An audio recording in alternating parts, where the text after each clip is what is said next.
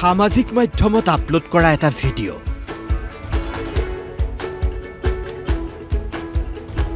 সপোন পূৰণ হ'ল এজন 19 বছৰীয়া দৰিদ্ৰ যুৱকৰ।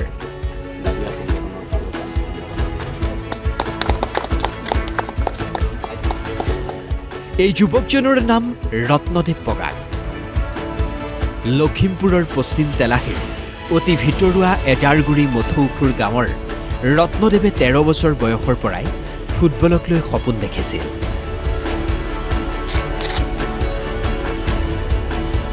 মানে অৰুৰ পৰাই সপোন আছিলে ডাঙৰৈ মানে এটা ফুটবল প্লেয়াৰ হোৱাটো, মানে কিন্তু ইমান সুবিধাও নাপালোঁ, যাবলৈ মন আছিলে। সেইকাৰণে মানে গোটেই লখিমপুৰ ডিষ্ট্ৰিক্টটো মানে ঘূৰি ফুৰিছোঁ ক'তবাই ফুটবল একাডেমি আছে নি। যেতিয়া সৰু আছিলোঁ চাইকেল চলাই ক'তবাই ফুটবল ক'তবাই খেলিলে তাতো খেলিম আৰু নিজেও এইকাৰণে মানে ইমান ইয়াত ফেচিলিটি নাই মানে ফুটবলৰ, চব ক্ৰিকেটেই খেলে যে।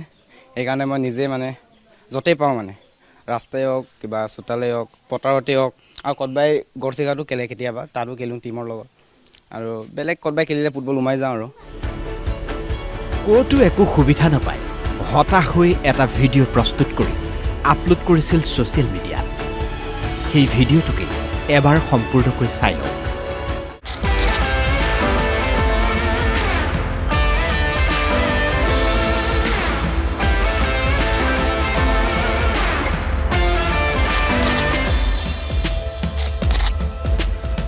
ভিডিঅ'টো বনোৱাৰ এটা ৰিজন আছিলে, মানে মোৰ লাষ্ট আৰু এইটো মোৰ এতিয়া 19 চলি আছে যে 13 বছৰ বয়সৰ পৰা মই ফুটবল খেলা ষ্টাৰ্ট কৰিছিলোঁ। মানে কিবা মই 13 বছৰ বয়সৰ পৰা এতিয়া 19 বছৰ হৈ গ'ল, কি শিকিলোঁ এইটো মানে ভিডিঅ'ত বনাই চবকে দেখুৱালোঁ আৰু মানে এনে আৰু এতিয়া মই কি শিকিলোঁ নিজৰ মেমৰিৰ কাৰণে আৰু তেওঁৰ পৰা কি শিকিলোঁ। কিন্তু ভবা নাছিলোঁ যে এনেকুৱা হ'ব বুলি। ইনষ্টাগ্ৰামত ভিডিঅ' বনাই আপলোড কৰিছিলোঁ, কিন্তু কোনে ছাৰক দিলে এইটো মই গম নাপাওঁ বাৰু। CM ছাৰক দিছে। CM ছাৰক। ভিডিঅ' আপলোড কৰিলে ফুটবলক লৈ সপোন নেদেখোঁ বুলি প্ৰতিজ্ঞা কৰিছিল ৰত্নদেৱে। আৰু অৱশেষত ৰত্নদেৱলৈ আহিছিল সেই খবৰটো।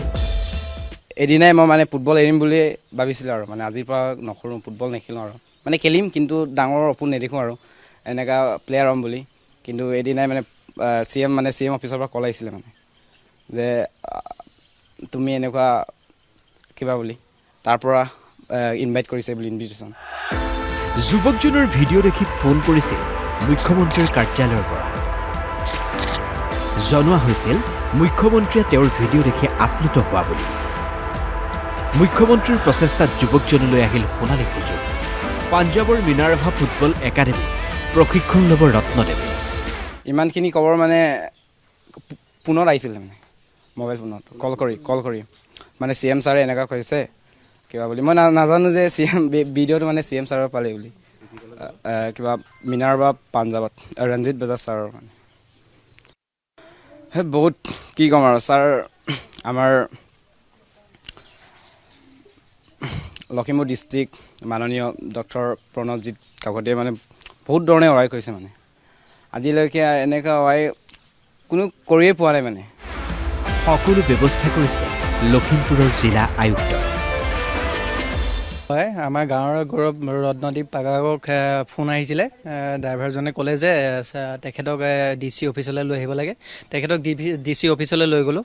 লৈ যোৱাৰ পিছত ছাৰৰ অফিচত গ'লোঁ। ছাৰে ভালকৈ তেওঁক কেনেকৈ কি কৰিব, তেওঁ যিহেতু আগতে ক'তো কোনো জেগাত গৈ পোৱা নাই, ছাৰে সম্পূৰ্ণ তেখেতৰ দায়িত্ব লৈছে। কাইলৈ ৰাতিপুৱা আহি তেখেতক ঘৰৰ পৰা নিয়াৰ পৰা তেখেতৰ লগত মানুহ পঠাই ডিব্ৰুগড় এয়াৰপৰ্টত থোৱা লাগে, ভিতৰৰ সম্পূৰ্ণ দায়িত্ব ছাৰে লৈছে। স্বাভাৱিকতেই পুত্ৰলৈ অহা এই সাফল্যত আনন্দৰ চকুলো গৈছে তেওঁৰ মাতৃৰ। DY 365ৰ কেমেৰাৰ সন্মুখত উচুপি উঠিছে মাতৃয়ে।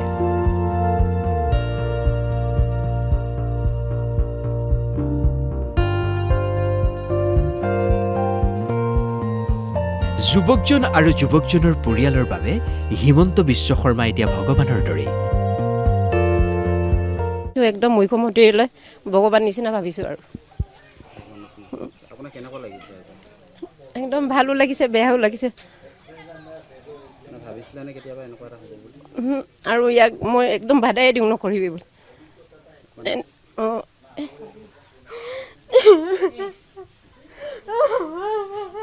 কৰি দিব নোৱাৰিলোঁ নহয় ল'ৰাই কিমান আশা কৰিছিলে মনত কেনেকৈ ভাবিছিলোঁ সৰুৰ পৰা মই এইটো একো পূৰণ কৰিব নোৱাৰিছে এইটো যিমান ই কৰিছে নিজে একদম কষ্টৰে কৰি আছে আৰু ইতিমধ্যে ফুটবলৰ প্ৰশিক্ষণ ল'বলৈ পঞ্জাৱ অভিমুখে ৰাওনা হৈছে ৰত্নদেৱ পগাক নামৰ যুৱকজন ৰত্নদেৱক শুভেচ্ছা শুভাশীষেৰে উপচাই দিছে সকলোৱে